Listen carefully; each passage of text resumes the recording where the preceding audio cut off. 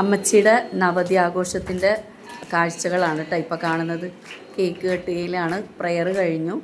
അപ്പോൾ അമ്മച്ചിയുടെ അയൽക്കൂട്ടത്തിലെ കൂട്ടുകാരും ഞങ്ങളുടെ ഏറ്റവും അടുത്ത ബന്ധുക്കളും മാത്രമുള്ള ഒരു 100 പേരിൽ താഴെയുള്ള ഒരു ഫംഗ്ഷനായിരുന്നേ.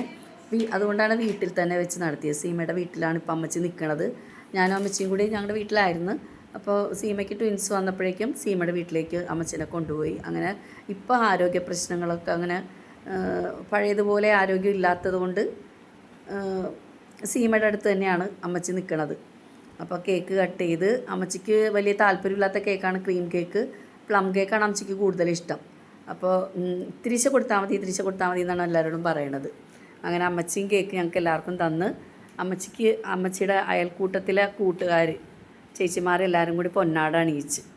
അതിനുശേഷം അമ്മച്ചിയുടെ ഇളയ നാത്തൂനാണ് അപ്പച്ചൻ്റെ ഇളയ പെങ്ങൾ പില്ലമ്മാൻ്റി. ആൻറ്റിയും പൊന്നാട അണിയിച്ച് ആദരിച്ചിട്ടാ. ഇതൊക്കെ വളരെയധികം സന്തോഷമുള്ള കാര്യങ്ങളല്ലേ. പ്രതീക്ഷിക്കാതെ പിറ്റേ ദിവസം വീണ്ടും ഒരു കേക്ക് മുറിക്കലുണ്ടായി. അപ്പച്ചൻ്റെ ചേട്ടൻ്റെ മക്കൾ ഇവർ രണ്ടുപേരുമായിരുന്നു കാറ്ററിങ്ങിൻ്റെ ആൾക്കാർ. അപ്പോൾ ഇവരെത്തിയിട്ടുണ്ടായിരുന്നില്ല ബർത്ത്ഡേയുടെ അന്ന്. പിറ്റേ ദിവസമാണ് വന്ന്. അതുപോലെ അമ്മച്ചിയുടെ മൂത്ത ആങ്ങളയുടെ മോൻ തൃശ്ശൂരിൽ നിന്ന്, അവർക്കും എത്താൻ പറ്റിയില്ല ബർത്ത്ഡേയുടെ അന്ന്. അവരും പിറ്റേ ദിവസമാണ് വന്നത്. അപ്പോൾ വീണ്ടും ഒരു കേക്ക് മുറിക്കലുണ്ടായി.